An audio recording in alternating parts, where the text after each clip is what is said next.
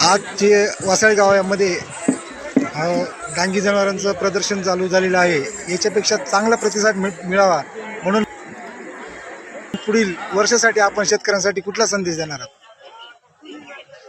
आज वासाळी ग्रामपंचायत सरपंच त्याप्रमाणे ज्यांनी खऱ्या अर्थानं सुरुवात केली, माजी सरपंच काशीनाथ भाऊ यांच्या सगळ्यांच्या आणि गावकऱ्यांच्या सगळ्यांच्या संकल्पनेतून हे प्रदर्शन 7 वर्षांपूर्वी चालू झालेले आहे. 7व्या वर्षापर्यंत आज बघितलं, मी पहिल्या वर्षी या ठिकाणी आलो होतो, 7वी वर्षी या ठिकाणी आलेलो आहे.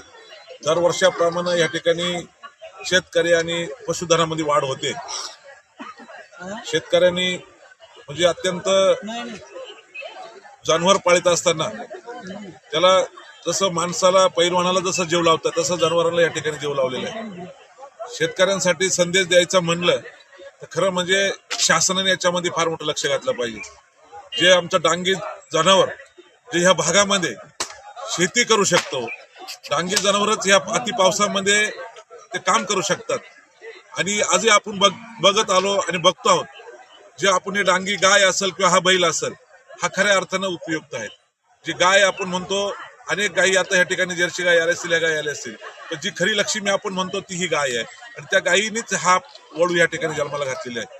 मी शासनाला एक विनंती करतो की आज आपण बघतोय की गावोगाव या ठिकाणी जनावरांच्या कत्तली होत आहेत. शासनाने खऱ्या अर्थानं ह्या शेतकऱ्यांना जे लहान पिल्लं जन्माला येत आहेत, म्हणजे गाय जन्माला आली त्या वासरू असेल, म्हैस असेल, त्याला पारडू असेल, याला खऱ्या अर्थानं अनुदान दिलं पाहिजे. आज आपण बघतोय ज्याने जनावरं पाळले ते छोटं बच्चू पाळूच नाही, कारण पाळण्याला शेतकऱ्यामध्ये ती परिस्थिती राहिली नाही.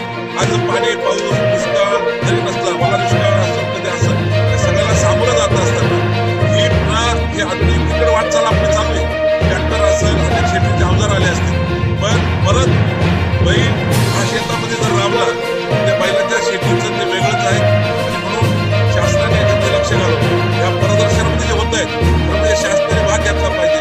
आज या ठिकाणी ग्रामपंचायतीने काही छोटंसं फक्त पाठीवर हात टाकून असं बघतो, तर म्हणजे प्रदर्शन भरत असताना शासनाने ज्या ग्रामपंचायती प्रदर्शन घेतील त्या ठिकाणी शासनाने बघून असं अनुदान दिलं पाहिजे. त्या अनुदानातूनच खऱ्या अर्थानं शेतकरी उभा राहील आणि पशुधन पाळण्यासाठी त्याला चालना मिळेल अशी विनंती करतो. आज या पशुधनाच्या आणि पशु प्रदर्शनाच्या निमित्ताने जे आम्हाला या ठिकाणी आमंत्रित दिलं, आम्हाला बोलवलं, आम्हाला बहुमान दिला, तर म्हणजे आमच्या हाताने या ठिकाणी बक्षीस वितरण समारंभ या ठिकाणी पार पडला. मी ग्रामपंचायत आणि सर्व सदस्यांचं, सर्व ग्रामस्थांचं